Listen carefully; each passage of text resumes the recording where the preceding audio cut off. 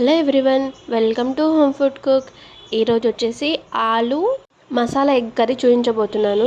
ఎప్పుడు ఒకే విధంగా కాకుండా అప్పుడప్పుడు ఇలా కూడా ట్రై చేయండి. ఎవరైనా రిలేటివ్స్ వచ్చినా ఏదైనా స్పెషల్ డే ఉన్నప్పుడు ట్రై చేయండి, ఖచ్చితంగా నచ్చుతుంది. ముందుగా ఒక బాండి తీసుకొని దాంట్లో పోపు వేసి పోపులోనే పచ్చిమిర్చి అండ్ అవి వేగిన తర్వాత ఆనియన్స్ వేగిన తర్వాత టమాటాలు మగ్గిన తర్వాత 2 టీ స్పూన్ కారం, మీకు రుచికి సరిపడంత సాల్ట్, ధనియా, జీలకర్ర, గరం మసాలా పౌడర్ వేసేసి కొంచెం ఫ్రై అయిన తర్వాత ఇలా వాటర్ వేసి వీడియోలో చూపిస్తున్నట్టు ఉడకాలన్నమాట.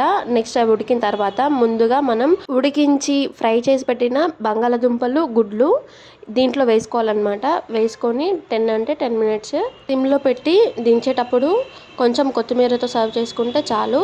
చాలా టేస్టీగా ఉండే ఆలు మసాలా కర్రీ రెడీ అయిపోయినట్లే.